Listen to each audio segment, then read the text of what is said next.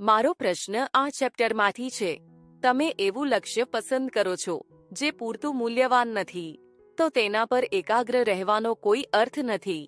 હું પણ 20 વર્ષથી નોકરી કરી રહી છું, પણ મને એકવાર પણ એવું લાગ્યું નથી કે મારી જિંદગીમાં હું આ કામ કરવા માંગતી હતી. અને લગ્ન થયા, બાળક પણ છે, તો સ્વાભાવિક રીતે તેને ઉછેરવા માટે પૈસા જોઈએ. તો મૂળભૂત રીતે હું નોકરી પૈસા માટે જ કરી રહી છું, પણ એ જે આંતરિક સંતુષ્ટિ છે તે તો નથી મળી તમને મળ્યા પછી. અને જ્યારે ક્લાઇમેટ ચેન્જ જેવી બાબતો વિશે જાણકારી મળી, ત્યારે મને લાગ્યું કે હા, આ ક્ષેત્રમાં ઉતરવું જોઈએ, અહીં મારું મન લાગશે, આ મારે કરવું જોઈએ. પરંતુ હમણાં તે જ પુત્ર હાયર સ્ટડીઝમાં છે, તો પૈસા પણ વધારે જોઈએ.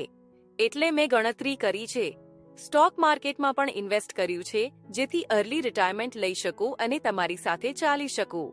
મારા ખ્યાલે તેમાં 1.5 વર્ષ જેટલો સમય લાગશે ત્યાં સુધી પહોંચવામાં કે જેથી હું એ પગલું લઈ શકું.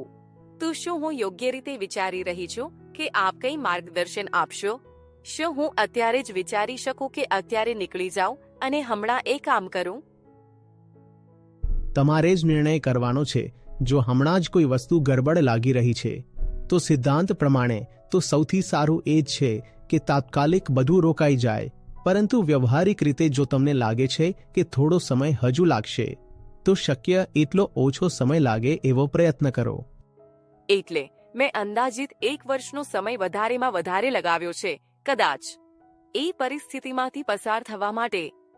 ઓછામાં ઓછો સમય લગાવીને અને ઓછામાં ઓછો સમય કોઈ કામમાં ત્યારે લાગે છે કે જ્યારે એમાં વધારે ને વધારે ઊર્જા લગાવીએ, તો જો તે વસ્તુ સતત યાદ રહેશે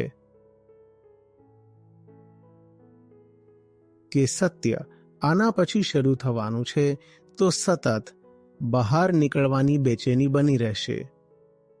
એટલે હું રોજ ઓફિસ આવતા જતા તમારા વિડીયો સાંભળું છું, જેથી વસ્તુ ભટકે નહીં અને એ જ રહે.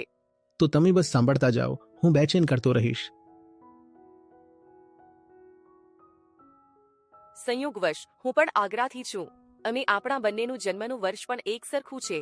જ્યારે મને એ ખબર પડી હતી ત્યારે હું બહુ ખુશ થઈ હતી. ચાલો, કંઈક તો મેળ ખાઈ રહ્યું છે.